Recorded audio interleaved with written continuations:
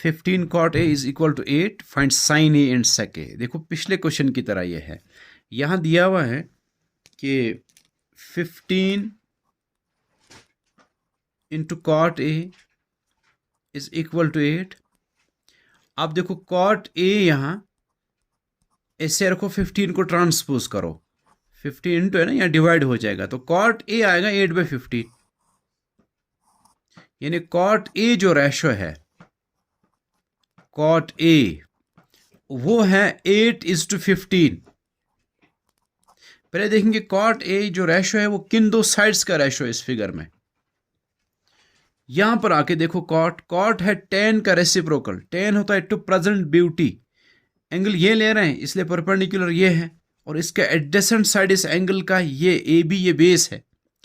tan perpendicular by base होता है यानी BC/AB आएगा, cot उसका रेसिप्रोकल है वो आएगा फिर AB/BC, वो आएगा बेस पे परपेंडिकुलर। तो cot असल में रेशो होता है, रेशो बेस और परपेंडिकुलर का होता है। इस ट्रायंगल में वो आएगा AB का और BC का, यानी AB/BC, ठीक है ना। दिया हुआ वो है 8/15, इसका मतलब AB और BC का रेशो, चाहे ऐसे लिखो या ऐसे लिखो, AB और BC का रेशो वो है 8/15। फिर वही बात, इसका मतलब AB कितना है, डायरेक्ट 8 नहीं है, वो 8x है, और BC कितना है, वो 15x है। ये 8 का मल्टीपल या 15 का मल्टीपल, वो सिर्फ 8 15 नहीं, वो कुछ भी हो सकता है। यानी वो 8x के बदले 2 रखो, 8 × 2 16 आएगा, 15 को भी उसी 2 से मल्टीप्लाई करो वो 30 आएगा, 16/30 भी हो सकता है। AB/BC 16/30 भी हो सकता है। कैंसलेशन करके लोएस्ट टर्म में फिर 8/15 आएगा। इसी तरह x को 3 वैल्यू दे दो, 8 3 24, 15 3 45, 24/45, वो 24 और 45 भी हो सकता है, लेकिन लोएस्ट टर्म में फिर वो आएगा 8/15, जो मैंने समझाया आपको। इसलिए हम लिखते हैं वो 8x और 15x है। तो AB है, AB 8x और यह है 15x। आपको रेशियो चाहिए साइन A, साइन A, इस पर साइन परपेंडिकुलर हाइपोटेन्यूज यानी इन दो का रेशियो है।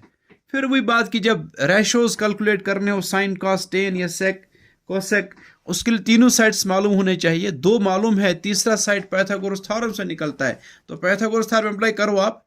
इन triangle, in right triangle ABC, AC² is equal to AB² plus BC²। तो यहां से आपको ये हाइपोटेन्यूज लिख लेगा, AC² is equal to, AB है 15x² प्लस 8x²। ये कैलकुलेट करके आप AC पता करो, उसके बाद साइन, ठीक है ना, ये आप खुद कर लोगे, ठीक है ना। आप लिखोगे उसके बाद कि AC जब आपको पता चलेगा कुछ वैल्यू आएगा, तो साइन A वो होगा BC/AC। BC मालूम है, AC भी पता चला होगा, तो निकल आएगा साइन। फिर सेक A, सेक A किसके बराबर है इस ट्रायंगल में, सेक कॉस का रेसिप्रोकल है। कॉस होता है करली black here, base by hypotenuse, इस पर निकाल रहे हैं इसलिए बेस ये है AB/AC, बेस बाय हाइपोटेन्यूज। लेकिन हम सेक निकाल रहे हैं, सेक उसका रेसिप्रोकल है कॉस का, वो आएगा hypotenuse by base, hypotenuse AC और बेस है AB। तो AC पता चला होगा, AB डिवाइड कर देंगे, तो इससे पहले क्वेश्चन मैंने दिखाया आपको, ठीक है ना।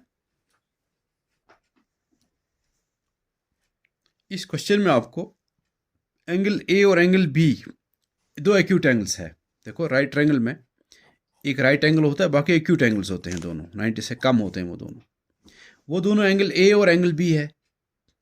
ये कह रहे हैं अगर cos A cos B इस ट्रायंगल में इक्वल है, cos A और cos B दोनों इक्वल है, तो आप प्रूव करो angle A angle B equal होंगे। फिर ये दोनों एक्यूट एंगल्स उस वक्त इक्वल होंगे जब ये रेशियोज दो इक्वल है, cos A और cos B इक्वल है। जरा हम देखिए cos A कितना होता है इस ट्रायंगल में, cos A किसके बराबर, किन दो साइड्स का रेशियो आएगा। cos A का मतलब यहां पर आके cos कैलकुलेट कर रहे हैं आप, एंगल जब ये ले रहे हैं आप, तो ये साइड बना बेस, हाइपोटेन्यूज हमेशा ये है, परपेंडिकुलर ये बना।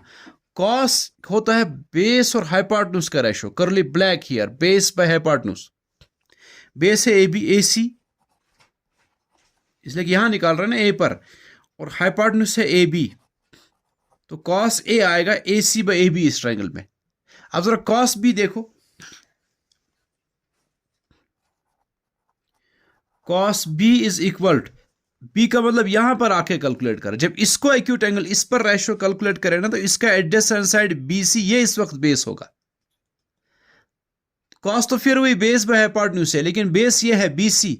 इस वक्त वो जब कॉस बी पर कैलकुलेट करेंगे तो वो आएगा बी सी इस साइड का और हाइपोटेन्यूज ए सी का रेशो, ठीक है।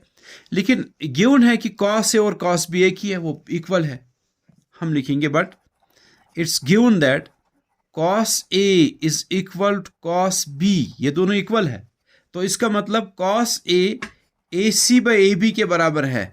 देखो, तो A C by A B और B C by A C equal है, समझ में आ रहा है आपको? B C by A B, यहां मैंने गलत लिखा है, ये B C by A B है हाइपोटेन्यूज। हाइपोटेन्यूज हमेशा सेम रहेगा ना, ए बी, सिर्फ बेस यहां आ गए तो बेस अब इसका एडजस्ट, इस एंगल का एडजेसेंट साइड बी सी है, वो कॉस होता है base by hypotenuse, hypotenuse A B है, तो आपको यहां आएगा A C by A B is equal to B C by A B, इसलिए कि cos A C by A B के बराबर है, cos B C by A B के बराबर है, कॉस ए कॉस बी बराबर है, उनके बदले मैंने ये दो रेशोज लिखे। अब देखो ये दो रैशनल नंबर्स है, A C by A B और B C by A B equal आ रहा है। दो रैशनल नंबर्स इक्वल होंगे जब उनके न्यूमरेटर्स भी इक्वल होंगे और डिनोमिनेटर्स भी इक्वल होंगे। डिनोमिनेटर्स तो है इक्वल, इसका मतलब न्यूमरेटर्स भी इक्वल है, तभी बीच में इक्वलिटी साइन आएगा, तब ये दो रैशनल नंबर्स इक्वल होंगे। तो पता चला ए सी और बी सी का जरूरी इक्वल होना है, तो ए सी बी सी के बराबर होगा। ए सी जब बी सी के बराबर है तो आप फिगर में देखो जरा, ए सी और बी सी इक्वल है, तो ये ऐसी ट्रायंगल बन गई जिसमें दो साइड्स इक्वल आ गए, ये साइड इक्वल है।